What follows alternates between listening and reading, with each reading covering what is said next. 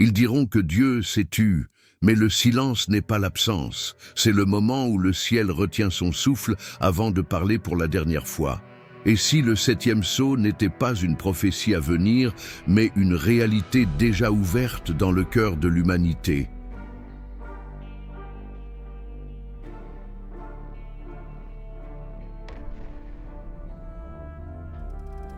Il y eut un moment où même les anges cessèrent de chanter. Dans les cieux, la musique divine se figea comme l'air avant une tempête.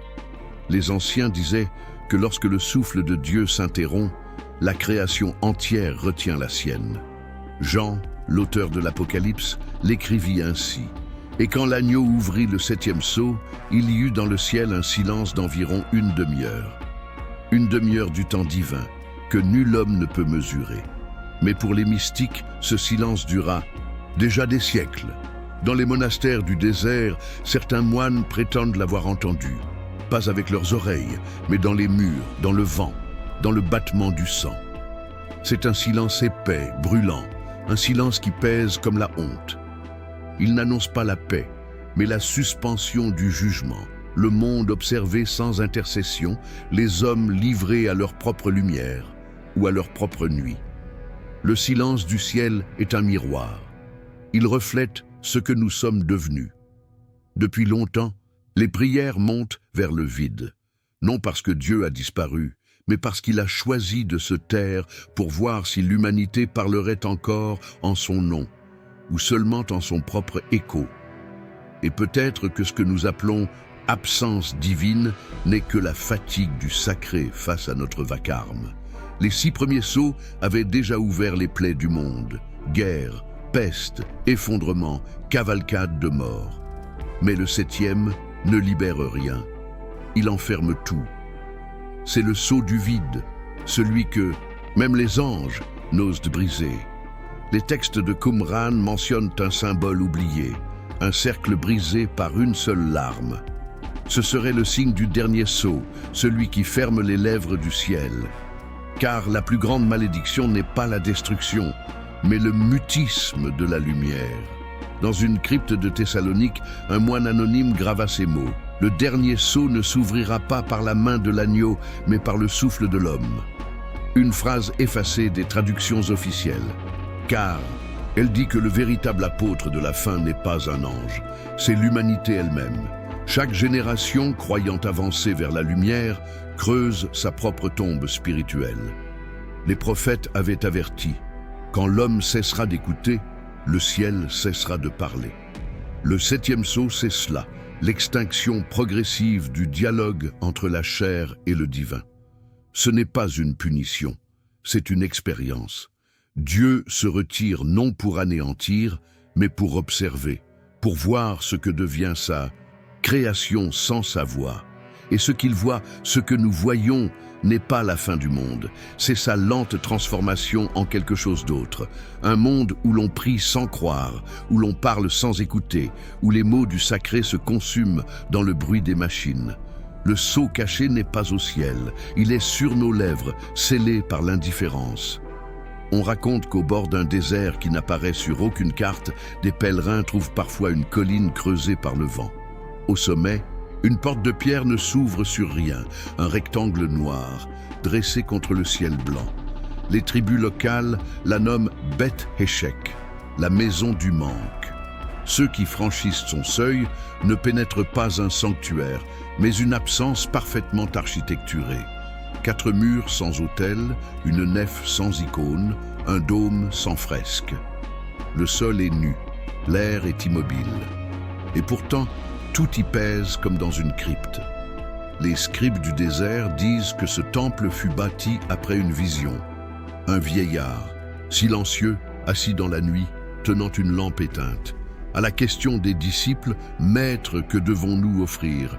Il répondit en ouvrant la paume, « Rien. » Car le dernier âge ne demande plus des sacrifices, mais du silence pur, afin que l'homme entende ce qu'il a tué en lui.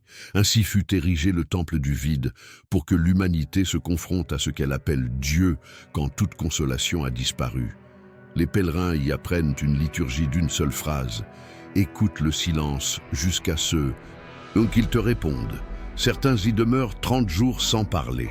D'autres, une nuit suffit. Ils ressortent les yeux baignés d'une lumière terne, comme s'ils avaient regardé trop longtemps l'intérieur de leur propre nom. Car dans ce lieu, chaque souffle révèle sa fausse prière, chaque souvenir laisse paraître l'ombre du désir. On y comprend que les paroles sacrées, répétées sans fin, sont devenues des amulettes contre la peur, non des ponts vers l'invisible. À l'angle nord se trouve un renfoncement de pierre où glisse, à l'aube, une lame de soleil. Il n'y a pas d'image à illuminer, seulement une poussière qui danse. Certains disent, c'est l'ange de la présence. D'autres, c'est la preuve de son départ.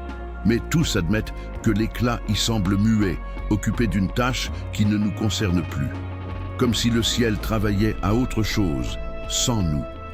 Un vieux rouleau, caché sous une dalle, porte ces mots. Quand la voix se retire, les murs deviennent des tympans. Quand l'icône se voile, le regard devient une idole. Le temple du vide ne condamne pas, il révèle. Il montre ce que devient la foi quand elle survit sans la voix. Une mécanique de gestes, une mémoire de cendres, un calendrier sans fête. Il montre aussi la tentation subtile. Confondre l'absence ressentie avec l'absence réelle et faire du mutisme du ciel la preuve de notre propre couronne. Certains partent blasphémateurs, d'autres prophètes. Les plus sages repartent pauvres. Ils n'ont rien appris, sinon que l'agneau n'a pas fermé la porte. C'est nous qui avons bâti la pièce autour de son silence. Les représentations anciennes montrent l'agneau porteur de 7 sceaux, entouré d'un cœur d'ailes et de flammes. Mais un palimpseste conservé à Antioche dessine autre chose, un œil humide, suspendu au-dessus de la mer de verre.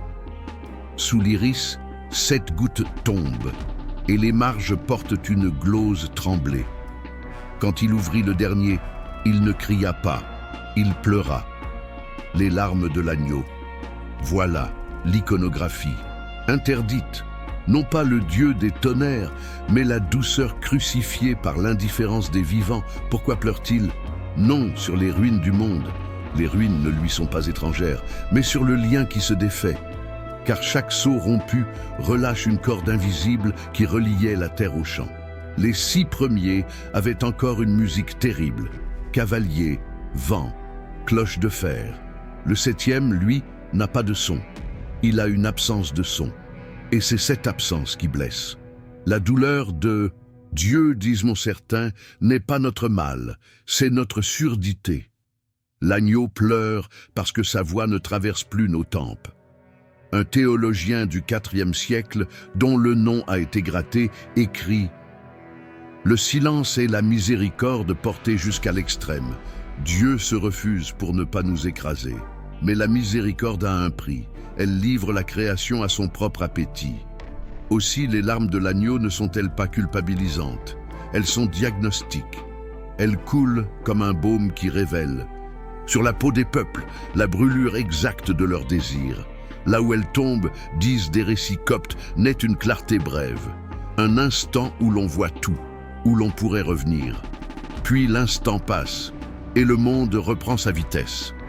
Des moines d'Arménie conservaient une coupe d'argent, le calice des gouttes, destiné à recueillir les traces invisibles de ses pleurs. Chaque veille de Pâques, ils la tenaient contre le vent, persuadés qu'au moins une larme se posait sur le métal. Les cornes sceptiques souriaient. Les frères, eux, observaient. À la lueur des cierges, le calice paraissait respirer. Était-ce la chaleur des paumes, le mouvement de l'air, ou autre chose, pareil au frisson qui prend le cœur lorsqu'il comprend qu'on l'aime encore, malgré la longue absence? Il y a une prière très courte qu'on ne prononce qu'une fois. Que tes larmes devancent mon jugement. Car si les larmes coulent avant la sentence, dit la tradition, elles adoucissent la balance. Non par favoritisme, mais parce que la justice véritable ne peut ignorer la douleur de celui qui juge. Les larmes de l'agneau n'annulent pas le verdict, elles le humanisent. Elles font du dernier sceau non un marteau, mais une main tremblante. Certains ont voulu sécher ces larmes, ériger des doctrines pour leur interdire de tomber. Ils ont voulu un Dieu impassible, pareil à la pierre. Mais la pierre ne sauve pas. D'autres ont voulu s'y noyer, confondant la compassion divine avec l'abolition de toute inconséquence. Mais une mer de larmes sans rive n'est qu'un autre néant. Entre ces deux excès demeure une voie, recevoir la douceur comme on reçoit un avertissement et entendre dans le silence une chance encore tendue. Au matin où l'agneau ouvrit le dernier seau, dit une homélie perdue, le ciel cessa non de parler mais de convaincre. Convaincre appartient au temps, pleurer appartient à l'éternité. Peut-être est-ce pour cela que dans certains rêves, on voit l'agneau effacer une larme avec la toison de son flanc et déposer à la place un souffle si discret qu'il faut devenir pauvre de bruit pour l'entendre. Quand le silence devient insoutenable, il se brise en sons. 7 sons, 7 souffles, 7 blessures dans le tissu du monde. Les anciens appelaient cela les trompettes du néant, car elles ne proclament pas la gloire de Dieu, mais la résonance du vide. Le premier son fit trembler la foi. Les temples s'effondrèrent, non sous le poids des guerres, mais sous le poids de l'indifférence. Le second corrompit la vérité, la parole devint marchandise, et la sagesse un divertissement. Le troisième éteignit la compassion, les cœurs s'endurcirent, incapables de pleurer même face à la souffrance. Le quatrième fit tomber la mémoire. L'histoire devint un miroir brisé, où chacun ne voyait que son propre reflet. La cinquième ouvrit la peur. Une angoisse sans nom parcourut les villes, un pressentiment que quelque chose de terrible s'approchait sans jamais se montrer. Là-bas, sixième libéra la haine. Les peuples s'entredéchirèrent au nom de la paix, les frères au nom de la vérité. Et la septième transforma l'homme en son propre juge. Lorsque cette dernière trompette retentit, il n'y eut pas de feu, ni d'ange, ni de tonnerre. Seulement un silence plus lourd encore, comme si le ciel lui-même avait été vidé de sa lumière. Les moines d'Édesse écrivirent « Ce jour-là, les anges se regardèrent et ne se reconnurent plus. » Car les trompettes du néant ne résonnent pas dans les cieux. Elles résonnent dans nos âmes, chaque fois que l'humanité choisit le bruit plutôt que la vérité. Et dans ce tumulte, le son qui manque n'est pas celui de Dieu, mais celui de la conscience.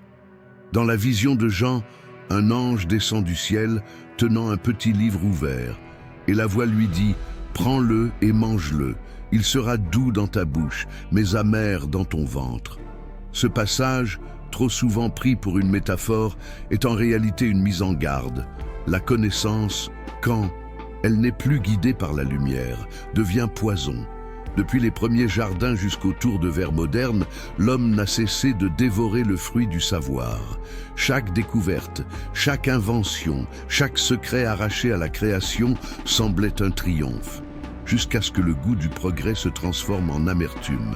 Car le savoir sans sagesse est une flamme sans maître. Elle éclaire un instant, puis consume tout. Dans les écrits gnostiques, ce livre est appelé le Codex d'or, car ses lettres brillent d'un feu invisible. Mais ceux qui l'ont lu furent maudits par la clarté. Ils virent le monde comme il est et non comme il devrait être. Leur esprit, incapable de supporter la vérité totale, sombra dans la folie. Les initiés disent que ce livre continue d'être mangé par les générations modernes, sous d'autres formes, écrans, données, images, savoir mécanique. L'homme n'avale plus des pages, mais des vérités en fragments, sans jamais digérer le sens. Et chaque bouchée de savoir lui laisse une faim plus grande encore, une faim que même Dieu, désormais silencieux, ne vient plus apaiser. Peut-être est-ce cela, le véritable jugement, une humanité rassasiée de connaissances, mais affamée de sens. Il n'y eut ni tonnerre, ni éclair. L'ange ne tomba pas du ciel comme une flamme, mais comme une plume trop lourde pour voler encore. Son nom était Ézédiel, celui qui portait la compassion. Dans les textes araméens, on raconte qu'il veillait autrefois sur les hommes qui prient sans être entendus. Mais à force d'écouter leurs cris, ses ailes devinrent grises, puis noires. Un soir d'éternité, il regarda la terre et dit « Leur souffrance est devenue la mienne. » Et à ce mot, il tomba, lentement. Les témoins célestes dirent qu'il ne cria pas. Il se laissa simplement glisser entre les étoiles jusqu'à toucher le sol, là où le ciel et la poussière se confondent. On dit qu'à l'endroit de son impact, une vallée entière fut plongée dans le silence. Les oiseaux cessèrent de chanter, les rivières se figèrent. Même le vent refusa de passer. Ce lieu aujourd'hui oublié est appelé Eben Shea, la pierre de la miséricorde. Les pèlerins qui y marchent pieds nus entendent encore un battement, pas celui d'un cœur, mais celui des ailes qui ne reviendront plus. La chute de Essediel n'est pas une punition, c'est une métaphore du divin qui s'épuise. Quand même les anges ne supportent plus la douleur du monde, alors le silence devient la seule prière possible. Et c'est peut-être cela le véritable signe du dernier saut.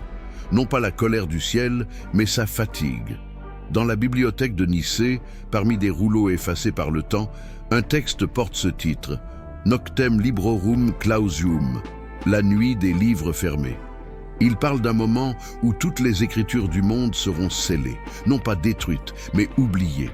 Selon le manuscrit, cette nuit viendra quand les prêtres parleront sans croire et que les fidèles écouteront sans entendre. Alors, les lettres des livres sacrés se lèveront comme des oiseaux de feu et retourneront vers le ciel, laissant les pages vides derrière elles. Certains moines byzantins interprétèrent cette image comme un avertissement. Le Verbe ne meurt pas, mais il s'en va. Chaque fois que la foi devient spectacle, chaque fois que la vérité se vend, le Verbe se retire un peu plus loin, jusqu'à ce que plus aucun œil humain ne puisse le lire. Les bibliothèques brûlées de l'histoire, Alexandrie, Bagdad, Constantinople, ne furent pas des accidents, mais des répétitions, car la véritable fin n'est pas celle du feu, mais celle de la mémoire. Quand les mots sacrés ne trouvent plus de lecteurs, ils deviennent des cendres invisibles dans l'air. Et cette nuit approche. Chaque jour, les écrans remplacent les prières, les chiffres remplacent les symboles, les algorithmes remplacent les anges.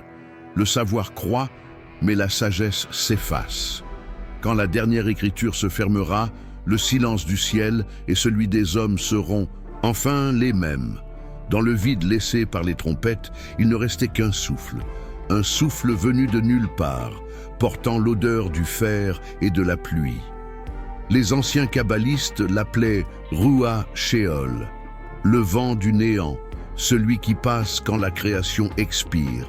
Il n'a ni direction ni voix, mais partout où il touche, les ombres se redressent. On dit qu'il a traversé les chambres des prophètes endormis et qu'il leur a volé leurs rêves. Certains s'éveillèrent en pleurant, d'autres perdirent la raison, car ce qu'ils avaient vu n'était pas la fin du monde, mais la fin de la présence. Les manuscrits de la mer morte décrivent un son presque humain, un battement qui précède la recréation. Mais dans d'autres versions, ce souffle n'apporte pas la lumière, il efface. Il délie les âmes de la mémoire, il renverse le temps, il vide les étoiles de leur feu. L'univers respire une dernière fois, puis se tait. Dans certaines traditions gnostiques, ce moment n'est pas une mort, mais un passage. Le silence devient la matrice du recommencement, le souffle, la dernière parole. Mais pour ceux qui écoutent sans comprendre, il n'est qu'un frisson dans l'air, un murmure qui dit « tout est accompli ». Et si le souffle du néant n'était pas encore venu? Peut-être passe-t-il déjà entre nos murs, dans nos machines, dans nos respirations. Invisible, patient, attendant que le monde comprenne que pour renaître, il faut d'abord cesser de parler. Alors viendra l'instant où même la lumière hésitera à se lever. Les océans oublieront leur reflux, les étoiles cesseront de briller non par extinction, mais par pudeur. Le ciel, enfin, se taira. Ce ne sera ni un châtiment, ni une apocalypse flamboyante. Ce sera un effacement doux, une disparition lente du son divin dans la gorge de l'humanité. Plus de prières, plus d'oracles, plus de miracles, seulement le battement fragile d'un monde livré à lui-même. Mais ce silence ne sera pas vide. Il contiendra tout, les voix oubliées des prophètes, les cris des anges tombés, les pleurs de l'agneau, le soupir des livres fermés, un silence chargé de tout ce que nous n'avons pas su entendre. Et quand l'ultime écho se dissipera, il ne restera qu'une question. Que ferons-nous maintenant? Car le 7e sceau n'est pas la fin. C'est l'épreuve du choix. Le ciel se tait pour savoir si l'homme saura encore créer la lumière avec sa propre voix. Alors, peut-être, dans ce grand vide suspendu, une seule étincelle humaine s'élèvera, un mot, un geste, un acte de foi véritable, et ce souffle minuscule mais pur fera trembler l'univers. Et le silence du ciel, pour la première fois depuis l'origine, répondra par un murmure, par un commencement. Si cette révélation vous a touché, partagez-la. Laissez-moi votre vision dans les commentaires. Le silence de Dieu est-il une fin ou un nouveau départ? Abonnez-vous à Écrits interdits, car certains livres ne sont pas faits pour être lus, mais pour être réveillés.